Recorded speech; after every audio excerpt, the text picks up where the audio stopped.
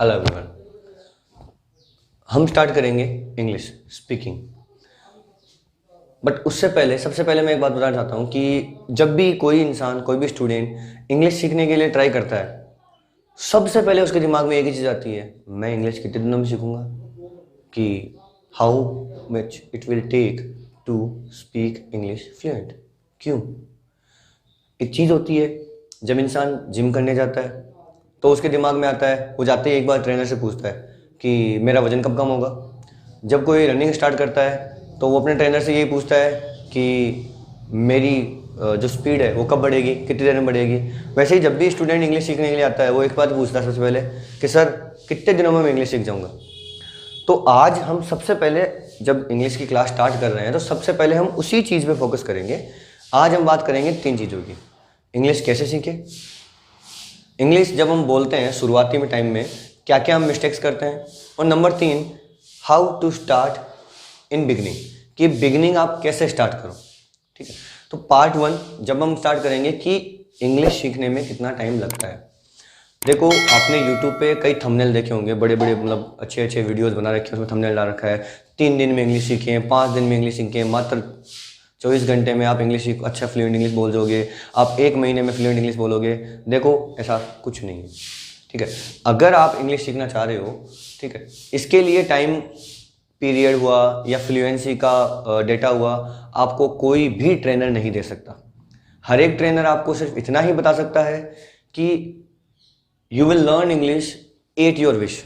आप इंग्लिश तभी सीख सकते हो और जितने दिनों में सीखोगे वो सब आप पे डिपेंड करता है। डिपेंड करता है नंबर 1 आपके कितना इंटरेस्ट है, नंबर 2 आप कितना टाइम दे रहे हो, और नंबर 3 आपका गाइडेंस कैसा है। ठीक है, तो अगर मैं एक बात करता हूँ सर्वाइवल इंग्लिश का, अब बात करते हैं सर्वाइवल इंग्लिश क्या होती है। मतलब एक ग्रुप बैठा है, ग्रुप में 5 है 6 7 लोग बैठे हैं, सारे इंग्लिश में बात कर रहे हैं। आप एक नौसिखी हो, न्यू लर्नर। ठीक है, तो सर्वाइवल इंग्लिश का मतलब है कि इंग्लिश में बातचीत चल रही है, वो आप समझ सकते हो, और आपको जैसे भी इंग्लिश आती है उसमें आपने जवाब दे दिया और वो अगले समझ गए। एक कम्युनिकेशन हो चुका है, कन्वर्सेशन हो चुका है और आपका काम चल गया। That's called survival English. थोड़ा अच्छा, मैं नहीं बोलूँगा कि बिल्कुल ही I will say my, no not like that, little bit good, I want to say my tongues, वो बाकी चीज़ें कि आप बाकी की चीज़ एक्सप्लेन नहीं कर पाते हो, बट दैट्स कॉल्ड है सर्वाइवल इंग्लिश। तो एक स्टूडेंट को अच्छे से सर्वाइवल इंग्लिश सीखने में अगर वो दिन का कम से कम 1-1.25 घंटा अपनी प्रैक्टिस को देता है तो 1 मंथ to 3 मंथ लगभग आराम से लगते हैं। उसके आगे का जो माहौल है वो डिपेंड करता है कि आप कैसी प्रैक्टिस कर रहे हो और कैसा आपको बेस्ट गाइडेंस मिल रहा है कि नहीं मिल रहा है। अब आती है बात नंबर 2 कि जब आप इंग्लिश बोलते हो तो सबसे पहले क्या मिस्टेक्स करते हो।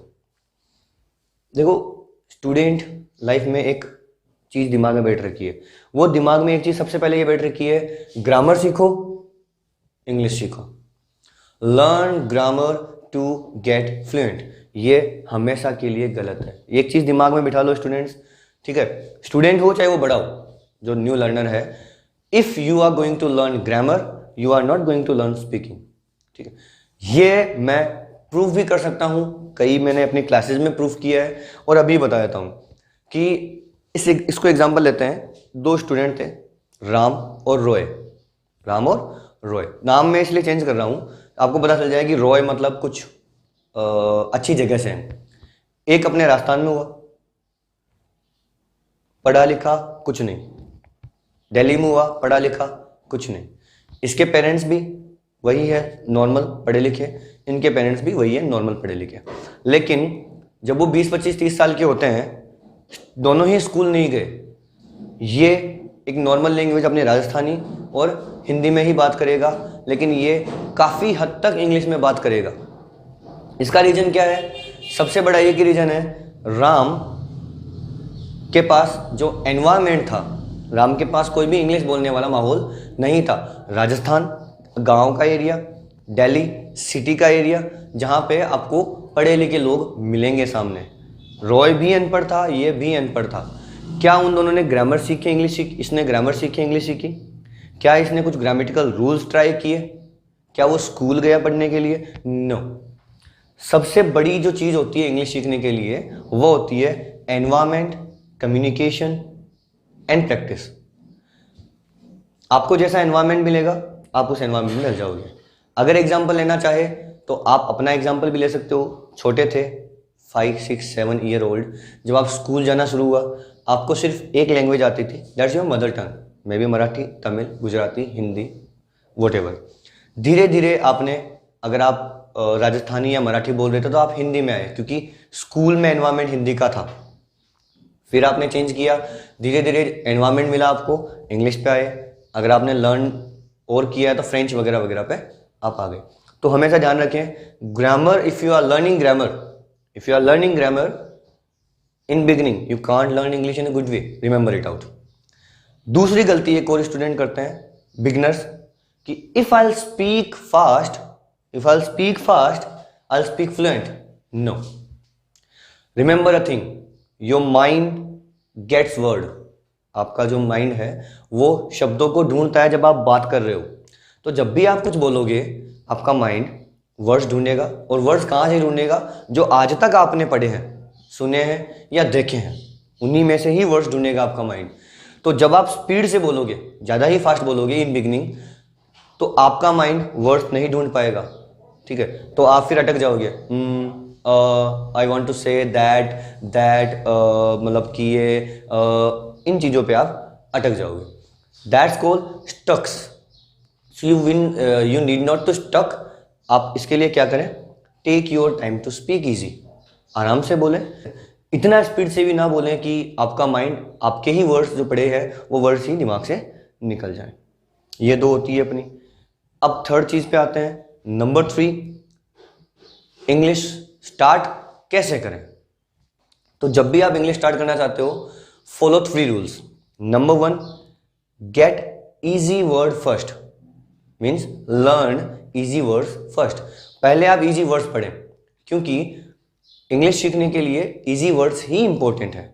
आप शुरू में ही पहले बड़े बड़े सेंटेंसेज है, ग्रामेटिकल रूल्स है, या फिर बड़े बड़े फ्रेजेस लेके बैठ जाओगे तो वो आपके काम में नहीं आने वाले।